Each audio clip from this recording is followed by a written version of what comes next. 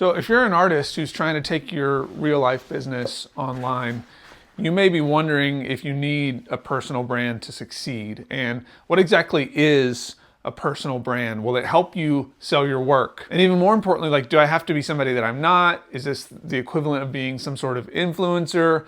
Do I have to be this slimy salesperson? And we're going to talk about all that today while I'm doing the dishes. I know that that's probably super annoying, but I've made a promise to myself I'm going to get these done and that I'm going to get this video done today.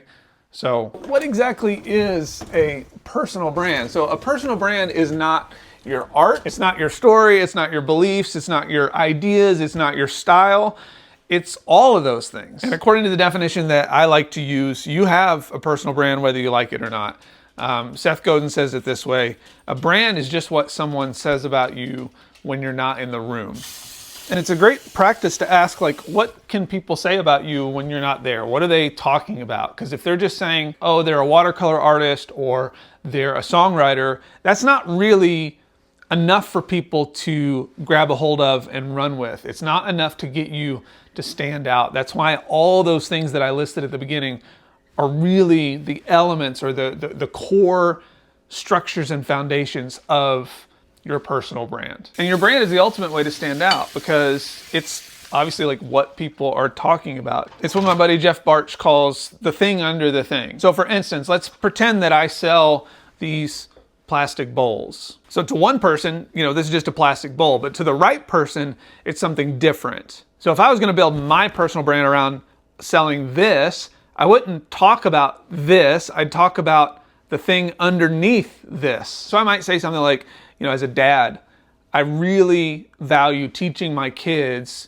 to be able to learn to do new things, to be able to feel independent and strong-willed and excited about showing up and cooking, doing things in the kitchen, setting the table. And I want them to do it in a way that they can feel safe and that I feel safe, that they're not going to break something or put themselves in harm's way. Because ultimately my kids' safety, their security, their opportunity to grow as a human is my biggest priority. Now in that story, I didn't even have to mention this plastic bowl. I'm just holding it. But somebody could take that idea and that story and see the power of why I would have this thing in my hand. People are smart and we don't give them enough credit for it. All right, I'm gonna put this thing in the dishwasher now because it's freaking gross. So it's important to remember that with branding, you're not selling anything. Branding is where you let people know who you are, and marketing is where you let people know how to buy. And so in the case of selling the plastic bowls, for instance, if I'm building the brand around that, I could do a whole series of content around the importance of family. I could talk about safety tips for keeping your kiddos out of trouble. I could talk about how to have a healthy marriage or relationship with your partner. I could talk about my journey as a dad or the crazy things that kids do, right? Because everything I do revolves around this mission of helping my kids grow while keeping them safe.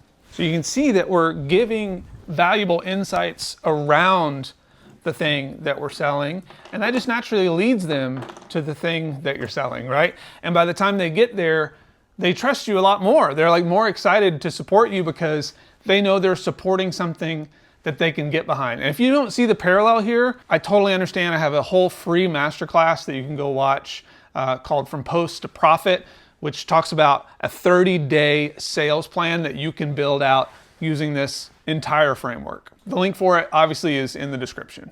So the next question becomes, will this make it easier for you to sell your art? And if you don't believe it will yet, let me follow up your question with another question. Have you ever trusted someone more because you felt like you knew them or you felt like you were similar to them? And if your answer is yes, obviously you can see the power of this. So let me give you some really interesting statistics here. 46% of consumers are willing to pay more for products from brands that they trust. 81% of consumers consider trusting a brand to do what is right as a deciding factor in their buying choices. Now, what does that mean, to do what is right?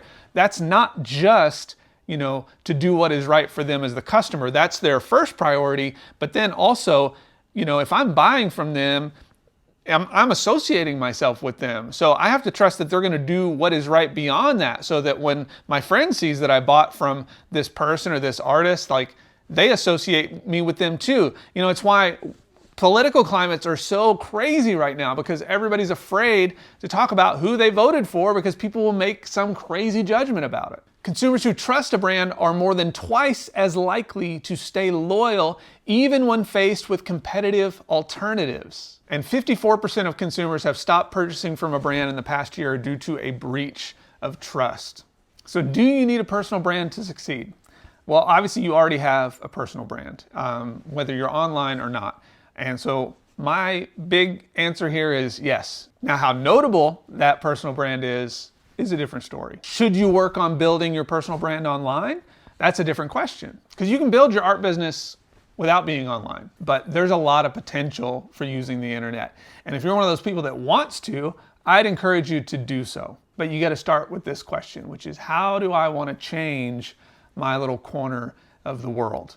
And who would be on board with that change? Because as an artist, you don't make art. The thing you make is an extension of you, your beliefs, your personality, your stories, your experiences. When people see that thing you sell, if they don't see everything you represent, then it's going to be harder for it to stand out from the crowd. Because when they see what you represent in that work, I guarantee you, if they represent the same things in their life, or they want to show other people that they represent those things, they're going to be way more willing to buy from you. Social media is obviously a big part of building your personal brand online. So in this video here, I go over the habits that artists need to be successful on social media. And the reason this is so important is because if you just start thinking about like, yeah, I want to build a personal brand, give me all the tactics, give me all the how-tos, but you're not thinking about like, what's it going to take for me to actually be successful in this, then you're missing a whole layer. Everybody talks about tactics. I'm here to give you the actual strategy. And you can't build a strategy if you don't know what the obstacles are. So check this video out, and I'll see you over there.